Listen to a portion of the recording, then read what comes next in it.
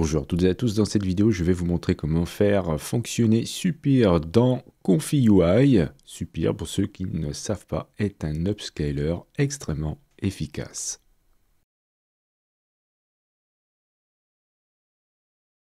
Alors la première chose à faire évidemment, c'est de vous rendre sur la page de Supir. Et je vous conseille de vous y rendre très régulièrement car il y a des mises à jour très fréquentes. J'ai pas eu le temps de faire une vidéo sur la première version que la deuxième version est déjà sortie. Alors, qu'est-ce qu'il faut voir? C'est au niveau de l'installation.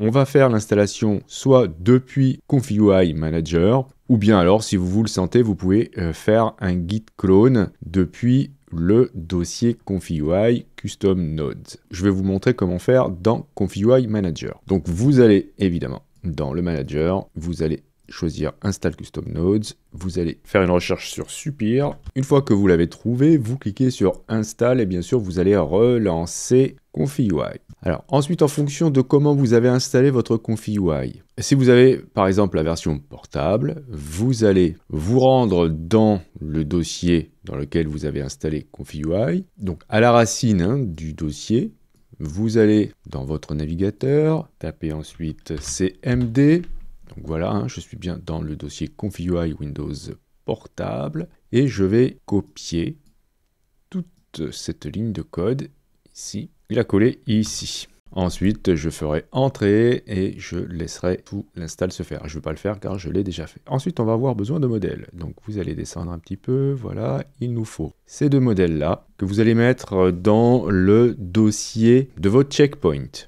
Ok, donc vous avez des liens qui pointent vers ces fichiers. Donc, par exemple, le Google Drive. Voilà, ils sont là. Vous allez les télécharger. Alors, ils sont assez lourds. Donc, et vous les mettez dans le dossier de votre checkpoint. Une fois que vous avez téléchargé tout ça, vous pourrez aussi aller chercher, on s'en servira tout à l'heure, ici vous avez un exemple de workflow qui nous permet d'utiliser un modèle SDXL Lightning. Ok, donc vous cliquez dessus et vous allez ensuite cliquer là pour l'installer où vous souhaitez sur votre disque dur. Très bien, alors je vais revenir encore dans cette page pour vous indiquer voilà, des petites recommandations en ce qui concerne la VRAM. C'est extrêmement gourmand. On vous dit qu'il vous faut au moins 10 Go de RAM et une RTX 3080 pour passer de 512 à 1024. Et avec 24 Go de RAM, vous pourrez monter jusqu'à 3072. Si vous avez que 8 Go, vous pourrez quand même tester, je vous montrerai comment faire. Bien, alors on va maintenant mettre en place le workflow dans ComfyUI. Je vais aller chercher un checkpoint, donc je vais chercher un load checkpoint. Pour l'instant, ça n'accepte que les versions SDXL. Ensuite, on va aller chercher un nœud qui nous permet d'aller charger le modèle Supir. Donc vous faites une recherche sur Supir, on va aller chercher donc celui-ci Super Model Loader V2. Voilà, on va relier modèle, clip et VAE. Donc l'avantage de ce système ici, c'est que vous allez pouvoir intercaler entre ça et ça dès l'ordre de votre choix si besoin. Ensuite, vous allez indiquer ici le modèle que vous avez téléchargé tout à l'heure. Vous en avez deux. Vous avez celui-ci qui finit par un F et celui-ci qui finit par un Q. Vous testerez les deux pour voir si c'est mieux avec l'un ou l'autre en fonction de vos besoins. Ensuite, on va à nouveau faire une recherche sur Supir et on va aller chercher la première étape ici, Supir First Stage Denoiser. Donc on va relier ici Supir VAE à Supir VAE. Il va nous falloir aussi une image. Donc on va faire un load image. Je vais charger cette image-là qui ne fait que 512 pixels sur 512. Et pour l'instant, je ne vais pas la relier. Je vais vous expliquer tout à l'heure pourquoi. Ensuite, on va aller chercher toujours Supir et cette fois-ci un encodeur. Voilà, on va relier la VAE ici à Supir VAE. Denoised image à image. Et donc là, on va encoder l'image là qu'on va relier ici, bien sûr, mais on va mettre entre les deux un upscaler. Et ça va partir dans un Supir Sampler. Donc on va aller double-cliquer, chercher Supir, et on va chercher Sampler. On va relier l'attente à l'attente, modèle donc qui se trouve là-bas, à modèle, ici. Okay. Il nous manque un conditionneur pour indiquer le prompt positif et le prompt négatif. Donc on va faire un double-clic à nouveau, Supir. Vous voyez, on reste toujours dans les nœuds pour Supir. Ok, et on va chercher conditionneur et on va relier donc positif et négatif. Là, on va mettre l'attente ici et modèle ici. Ensuite, il va falloir décoder le résultat. Donc, il nous faut un Supir décode. On va mettre l'attente à l'attente. Et attention, la VAE ici, c'est celle du départ. Donc celle que vous avez ici, dans le modèle loader. Alors, nous avons donc le checkpoint de base, qui est un SDXL, qui passe dans un nœud dans lequel on charge le modèle Supir. Ensuite, on a la première étape qui va découper notre image en petits morceaux.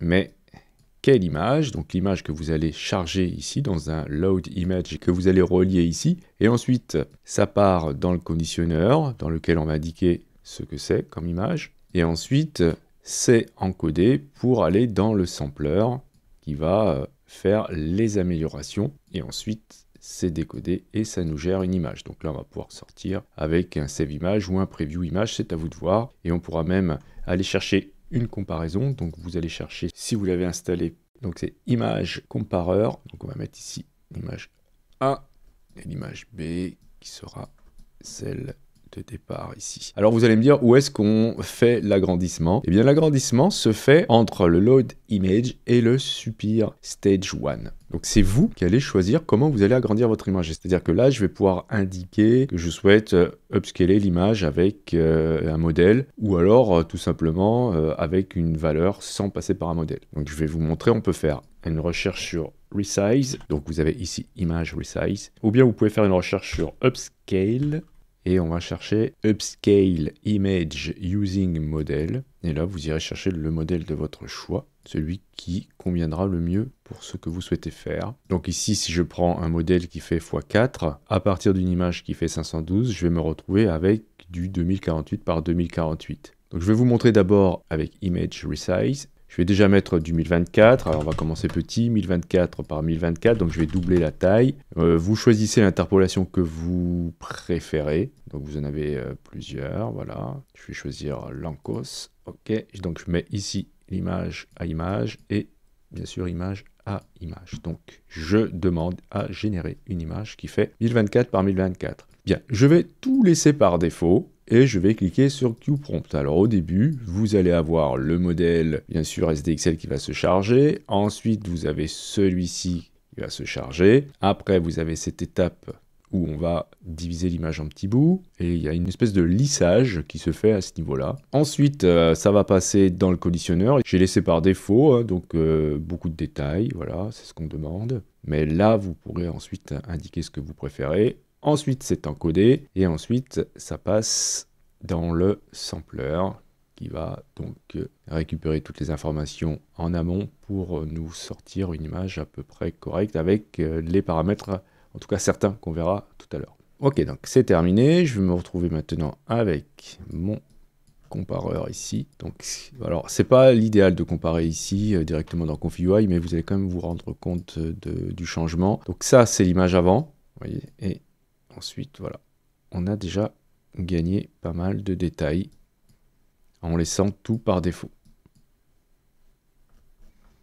Alors, comment faire pour économiser de la mémoire? Eh bien, vous avez tout ce qui est la taille ici qui divise l'image. Si vous avez une bonne carte, vous pourrez augmenter la valeur ici. On va essayer 1024 par exemple. Si vous n'avez pas beaucoup de mémoire, vous pouvez laisser décocher ici Keep Model Loaded, ce qui demande par contre à chaque fois de le recharger. Donc vous avez 512 partout, ici 512 par 512, etc.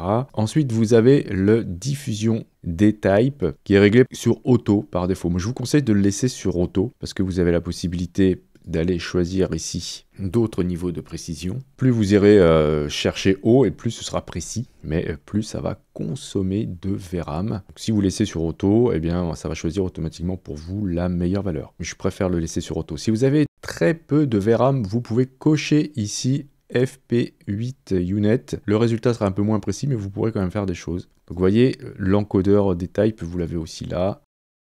Vous l'avez aussi ici, et c'est tout. Vous ferez des tests en fonction évidemment de la taille demandée, ici dans Image Resize, et ici des blocs que vous allez demander à subdiviser. Ensuite, vous avez ici, alors là, bien sûr le seed, le contrôle après la génération, le nombre de steps. Il va bien falloir, comme à chaque fois, regarder ce qui est conseillé pour votre checkpoint. Et là, vous avez les CFJ pour le départ, les CFJ pour la fin. Là aussi, en fonction du modèle que vous allez choisir, il faudra le modifier. Par exemple, on verra tout à l'heure avec le modèle Lightning qu'il faudra les réduire évidemment. Et lorsque vous souhaiterez avoir des changements dans la génération, eh bien, il faudra peut-être augmenter les CFJ pour que le prompt soit plus pris en compte. Ensuite, tout ce que vous avez en dessous ici, je ne sais pas trop à quoi ça sert pour l'instant, à part ici les contrôle scale start et control scale end, c'est les contrôles nets. C'est-à-dire que si vous souhaitez avoir un résultat très conforme à l'image de base, vous laissez ici sur 1. Si vous voulez donner plus de liberté, vous pourrez baisser ici les valeurs. Je vais vous montrer, si je demande à avoir une sculpture en bronze, donc à partir de l'image d'origine ici, eh bien je vais devoir baisser les contrôles nets. Donc je pourrais baisser celui de la fin et je peux augmenter ici les steps et demander une autre génération. Et vous allez voir qu'on va avoir un résultat qui sera vraiment très différent. Donc voilà, on est parti de ça pour arriver à ça. Donc c'est pas vraiment un chien, mais bon, c'est intéressant de voir que ça a pu quand même faire des modifications très importantes dans l'image. Et on s'éloigne beaucoup évidemment de l'image d'origine car j'ai indiqué ici un contrôle net très faible. Je vais essayer avec 0,70 et recommencer. Et vous voyez, dans ce cas, j'obtiens un résultat qui est pas tout à fait une sculpture, même pas du tout, mais ça veut dire qu'il va falloir que je m'amuse avec les valeurs pour essayer de trouver les bonnes. Bon, en tout cas, il existe d'autres manières de faire halluciner.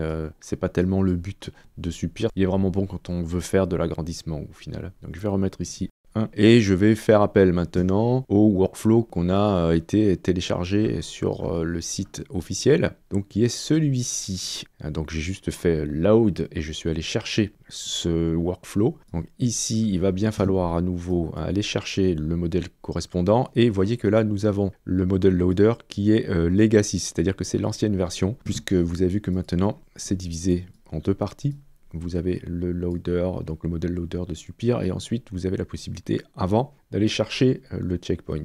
Donc avant c'était comme ça, tout était relié, enfin, quand je dis avant, c'était il y a vraiment pas très longtemps. Donc là, tout est relié ensemble. On a les deux modèles qui sont là. Bon, le problème ici, c'est qu'on ne pouvait pas intercaler entre les deux un LoRa par exemple. Donc ici, c'est pour vous montrer que si vous utilisez un modèle SDXL en Lightning, vous allez pouvoir faire des générations extrêmement rapides. Donc là, je demande par exemple à générer une taille en 2048. L'avantage de travailler avec un modèle de type Lightning, c'est qu'on va évidemment aller extrêmement vite en temps de génération.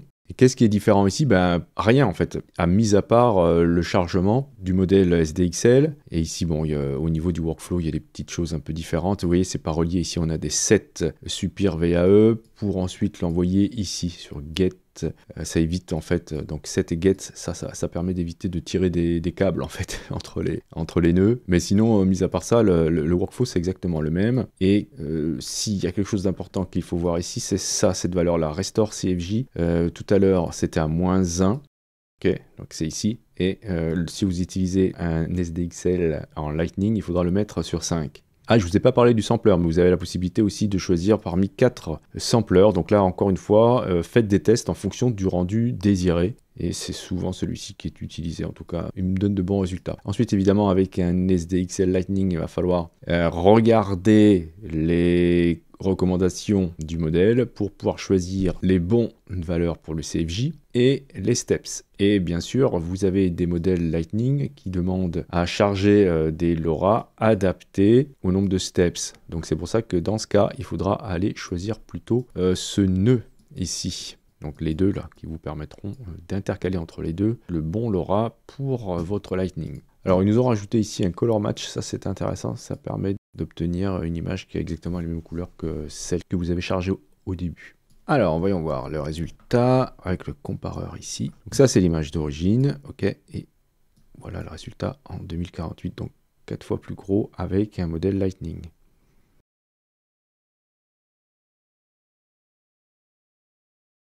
Voici ce que je peux obtenir avec une image qui est vraiment très dégradée, un JPEG très compressé qui fait 256 pixels de côté. Et voici ce que ça donne lorsque je l'agrandis en 1024. Donc voilà, c'est vraiment incroyable.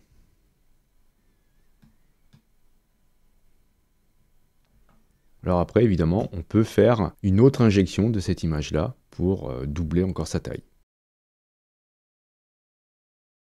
Donc voilà pour cet upscaler qui est vraiment très efficace. Je vous remercie d'avoir suivi cette vidéo. Si vous avez des questions, n'hésitez pas à le faire dans les commentaires. Si vous souhaitez soutenir cette chaîne, vous pouvez cliquer sur j'aime, c'est hyper important pour le référencement. Si le contenu vous plaît et que vous souhaitez vous abonner, n'hésitez pas à cliquer sur abonnez-vous. N'oubliez pas la petite clochette pour être averti des prochains tutos. Justement, on se dit à la prochaine pour un autre tuto.